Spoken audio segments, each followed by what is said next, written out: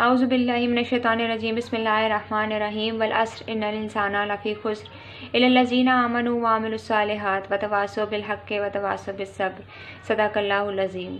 Rabbi इश्रह ली सदरी व यस्सिर ली अमरी वहलुल उक़दतम मिन लिसानी यफ़क़हू क़ौली। अस्सलामु अलैकुम व रहमतुल्लाहि व बरकातुहू। How are you girls? I hope all of you will be fine, inshallah. I am Nazia Said from Adbistani Sofia with Pakistan Studies class. 9th class girls, in previous chapter we have taken a start of second chapter, that was Pakistan movement and the emergence of Pakistan.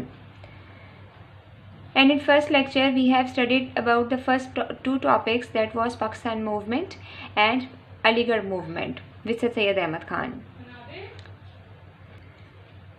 Today's our first topic is partition of Bengal, तक़सीम Bengal 1905।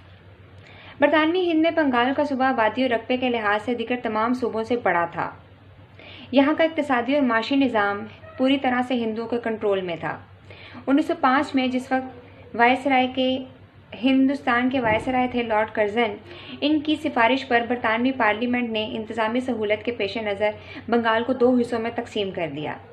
अंग्रेज़ों के मुताबिक भी इतने बड़े और वसी सूबे को इंतज़ाम को सही तौर पर एक गवर्नर के हाथ से चलाना मुमकिन ना था।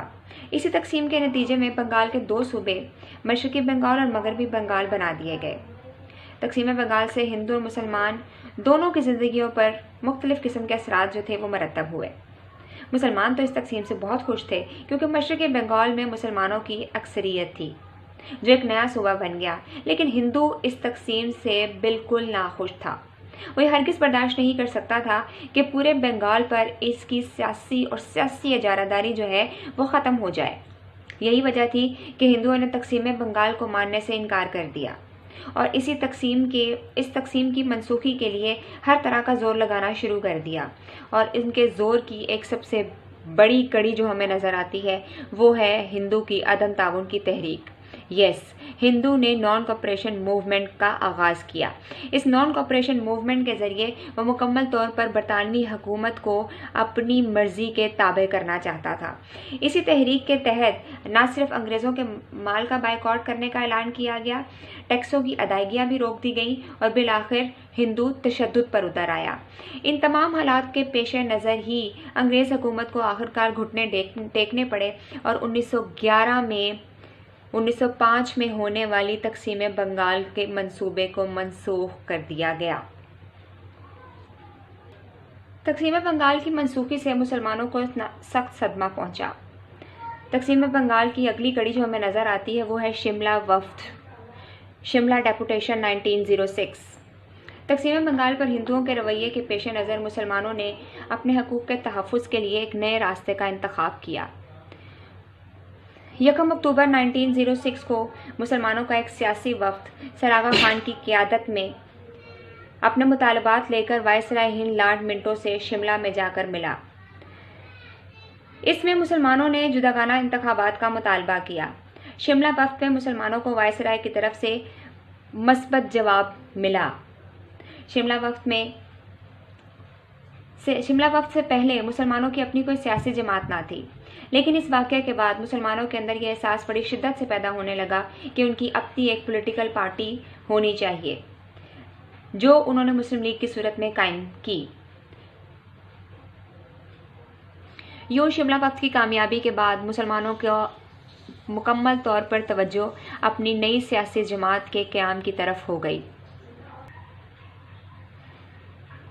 इस्टेब्लिशमेंट ऑफ मुस्लिम लीग का क़याम 1906 में हमें नज़र आता है, जो कि शिमला वफ्द की कामयाबी के बाद की अगली कड़ी है। 30 दिसंबर 1906 को ढाका में मुस्लिम लीग का क़याम अमल में आया। मुस्लिम लीग के क़याम के पीछे चंद मोटिव्स थे। नंबर 1 पर हमें जो इसका पॉजिटिव मुहर्रिक नज़र आता है वो है तकसीम बंगाल 1905 और उस तकसीम बंगाल के ऊपर हिंदुओं का रद्द अमल, वो रिएक्शन जो कि तहरीक अदम ताउन की सूरत में निकला, वो रिएक्शन जो मुसलमानों पर तशद्दुद की सूरत में निकला, वो रिएक्शन कि जिसके नतीजे में अंग्रेज़ ने घुटने टेक दिए और तकसीम बंगाल के मंसूबे को मनसूख कर दिया गया। نہ صرف یہ بلکہ اس کے ساتھ انگریزوں کا رویہ بھی. انگریزوں کا رویہ چونکہ مسلمانوں کے ساتھ اب ناگزیر ہوتا چلا جا رہا تھا، کیونکہ انگریز ہندو کو خوش کرنے کے لیے مسلمانوں کو ہر میدان سے ایگزٹ کرتا چلا گیا، جس کی وجہ سے مسلمانوں کے اندر احساس محرومی شدت سے پیدا ہونے لگا. مسلمانوں کو سیاسی طور پر بھی نظر انداز کیا جانے لگا. مسلمانوں نے اپنے آپ کو سیاسی میدان میں مضبوط کرنے کے لیے ہی مسلم لیگ جیسی ایک سالڈ سیاسی جماعت کے قیام کا خیال ضروری سمجھا. ان محرکات کی وجہ سے مسلمان جو انگریز اور ہندو تعاون کی وجہ سے دب گئے تھے متحرک ہوئے اور ایک مشترکہ سوچ کے دائرے میں اکٹھے ہو گئے. مسلمان لیڈر اکٹھے ہو کر وائسرائے ہند سے ملنے شملہ گئے اور واپس آ کر اپنے آپ کو سیاسی طور پر انہوں نے منظم کر لیا. مسلم لیگ کے قیام کے پیچھے چند مقاصد بھی تھے. وہ مقاصد کیا تھے؟ وہ مقاصد تھے مسلمانوں کے سیاسی حقوق کی حفاظت کرنا اور ان کے مطالبات کو حکومت کے سامنے پیش کرنا. نہ صرف یہ بلکہ مسلمانوں میں حکومت کے لیے وفادارانہ جذبات پیدا کرنا. کون سی حکومت؟ برطانوی حکومت. مسلمانوں کے دل میں برطانوی حکومت کے لیے نفرت پیدا ہو چکی تھی، لیکن سیاسی جماعت کے اس مقصد کے تحت مسلمانوں کے دلوں میں برٹش گورنمنٹ کے لیے وفاداری کے جذبات پیدا کرنا بہت زیادہ ضروری تھا، تاکہ حکومت اپنی کارروائیوں میں مسلمانوں کو بھی شامل کرے اور حکومت کی کارروائیوں کے بارے میں مسلمانوں کے جو شکوک و شبہات ہیں ان کو دور کیا جا سکے. نمبر 3 پر ہمیں جو اس کا مقصد نظر آتا ہے وہ ہے برصغیر کی دوسری اقوام سے مسلمانوں کے تعلقات بہتر کرنا. مسلم لیگ جیسی سیاسی جماعت دراصل مسلمانوں کو ہندوؤں اور انگریزوں کے ساتھ مل کر کام کرنے پر آمادہ کرنے کے لیے ہی قائم کی گئی تھی.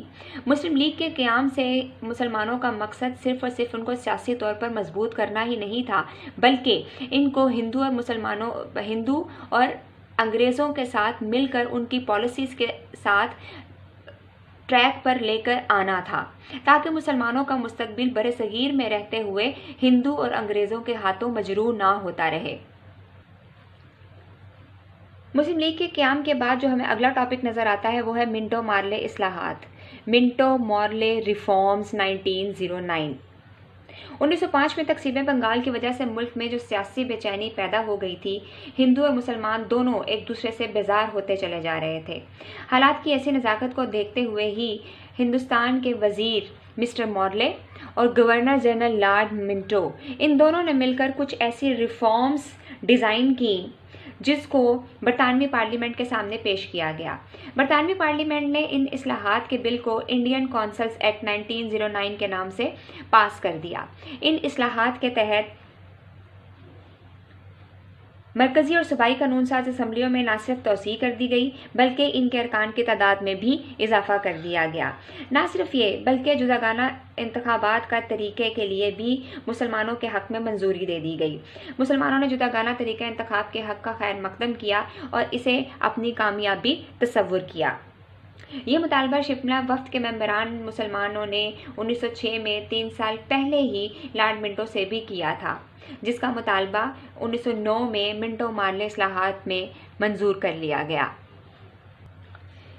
تحریک پاکستان کے سلسلے کی اگلی کڑی میثاق لکھنؤ ہے. Lucknow packet 1916. Girls Lucknow packet 1916 سے پہلے اگر ہم 1913 کی بات کرتے ہیں تو 1913 وہ سال ہے کہ جس میں قائد اعظم نے مسلم لیگ کو جوائن کیا. مسلم لیگ مسلمانوں کی سیاسی جماعت. قائد اعظم نے جب مسلم لیگ کو جوائن کیا اس وقت دوسری طرف ہندو کی سیاسی جماعت تھی کانگریس. قائد اعظم نے مسلم لیگ کو جوائن کرنے سے پہلے کانگریس کے بھی ممبر رہے. قائد اعظم نے جب مسلم لیگ کو جوائن کیا تو اس وقت ان کا موقف مسلمانوں کو ہندو کے ساتھ متحد کر کے رکھنا تھا. یہی وجہ ہے کہ میثاق لکھنؤ 1916 میں قائد اعظم کی ہمیں حد الوسع کوشش ہندو مسلم اتحاد میں نظر آتی ہے. 1916 میں جب لکھنؤ میں مسلم لیگ اور کانگریس کا مشترکہ اجلاس ہوا تو دونوں پارٹیوں کے درمیان ایک معاہدہ طے پایا جس کو میثاق لکھنؤ پیکٹ کہا جاتا ہے. اس معاہدے میں پہلی بار مسلمانوں کو ایک علیحدہ قوم کا تصور دیا گیا تھا۔ یاد رہے کہ اس سے پہلے برصغیر میں رہنے والی ہندو قوم نے کبھی بھی ٹو نیشن تھیوری، دو قومی نظریے کو ایکسیپٹ نہیں کیا تھا۔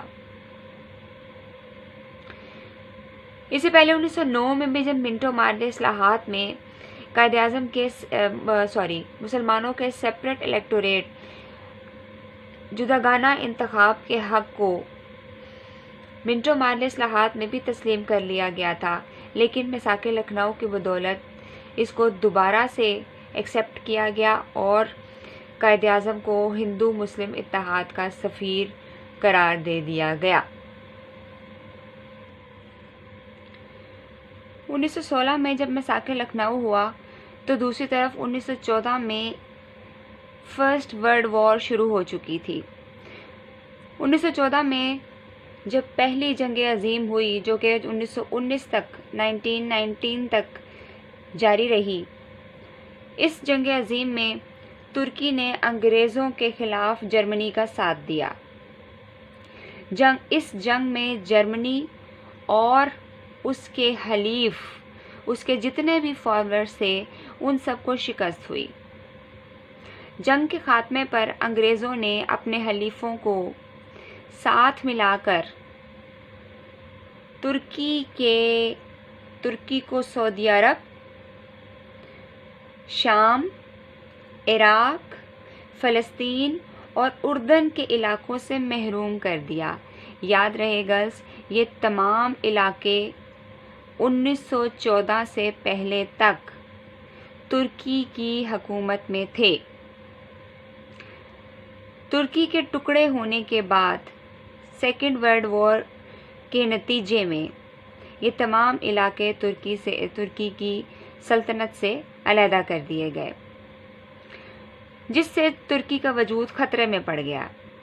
اس طرح ترکی کی خلافت کو بچانے کے لیے برصغیر کے مسلمانوں نے 1919 میں ایک کمپین چلائی۔ اس موومنٹ کا آغاز 1919 میں ہوا، جس کا نام تحریک خلافت ہے۔ ایکچولی یہ خلافت موومنٹ ترکی میں خلافت کے دور کو بچانے کے لیے ہی شروع کی گئی تھی۔ برصغیر کے مسلمانوں نے یہ تحریک کا آغاز برصغیر میں کیا، جسے تحریک خلافت کا نام دیا گیا۔ اس تحریک خلافت کے چند مقاصد تھے۔ نمبر 1، ترکی کی خلافت کو قائم رکھا جائے گا۔ نمبر 2، مسلمانوں کے مقدس مقامات، چونکہ مسلمانوں کے مقدس مقامات سعودی عرب، شام، عراق، فلسطین میں موجود ہیں، اس لیے ان تمام مقدس مقامات کو ترکوں کی حفاظت میں واپس دے دیا جائے گا، اور اس کے علاوہ ترکی کی حدود، جو ترکی کے یہ تمام علاقے تھے، اردن، فلسطین، شام، ان تمام کی حدود میں کوئی تبدیلی نہیں کی جائے گی۔ ان تینوں مین آبجیکٹیوز کے ساتھ برصغیر کے مسلمانوں نے تحریک خلافت 1919 کا آغاز کیا، لیکن یہ تحریک خلافت زیادہ دیر تک کامیاب نہ ہو سکی۔ ناؤ گرلز، جتنے ہم نے یہ چھوٹے چھوٹے سے پوائنٹس ہیں جن کو یاد کرنا بہت زیادہ ضروری ہے، اور ہر پوائنٹ کے اندر مائنر سی ڈیٹیل صرف ریکوائر ہے، وتھ ڈیٹس کے ساتھ، ڈفرینٹ ایونٹس کے ساتھ، ان تمام کو اچھے طریقے سے یاد کریے گا۔ چیپٹر بہت امپورٹنٹ ہے، اس قیمتی وقت کو ضائع نہ کریں، اس چیپٹر کو مکمل طور پر حفظ کر لیں۔ Stay blessed, stay home, stay safe. Jazakallah.